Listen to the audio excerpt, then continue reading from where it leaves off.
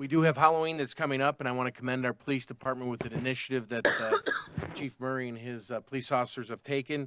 Prior to Halloween, he and his department are going to have all of the registered sex offenders visited and notified of what they need to do and verify that they understand that there are no trick-or-treaters coming to their doors based off of what their requirements are. Trick-or-treating hours are from 3 to 8. And as police chief, well, chief, you want to talk about the discussion that we had about curfew and what the residents can do to help us on the trick-or-treating?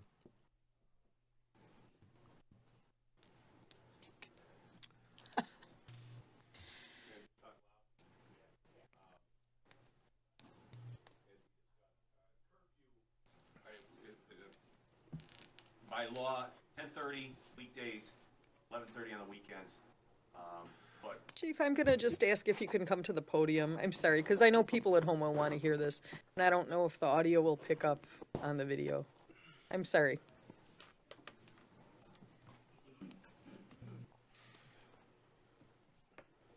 all that advancement technology, I still have to walk over here.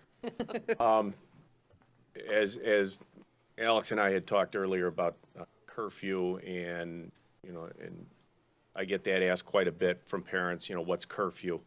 I give them the law answer, which is 10:30 on the weekdays, 11:30 on the weekends. Anybody under the age of 18 has to be inside or have a legitimate reason for being out on the street. But the real answer is mom and dad. It's whenever you tell them to come home. So that's your answer. But as far as the curfew in Oak Lawn, it's 10:30 in the weekdays, 11:30 on the weekends.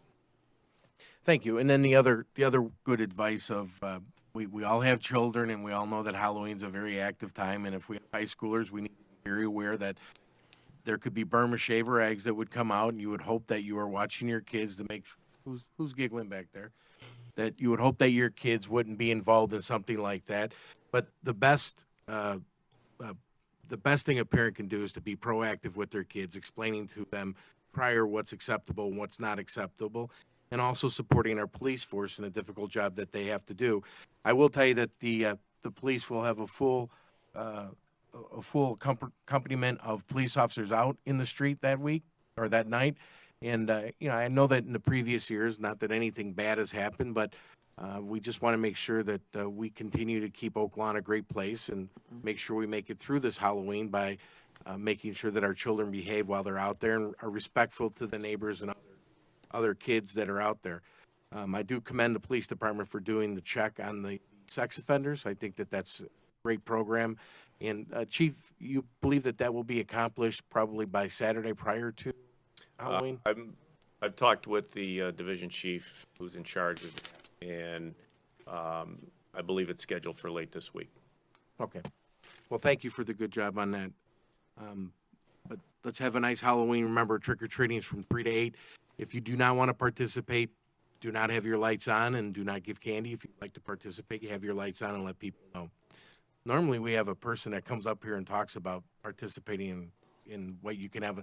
There's a sign that you can actually say participating or not participating, and I forget which website that's from, but if we could find that out from the previous year. Halloween.com from, Is it Halloween.com? If we can get that out for the residents prior to Halloween, that'd be great. HalloweenCandy.com. yeah, maybe it's Halloween candy. Billberry. All right, thank you. Yeah, And then, first time in years I haven't seen Phil at the meeting. yeah, well, it's Phil, because and- the Cubs are playing. We miss you, Phil.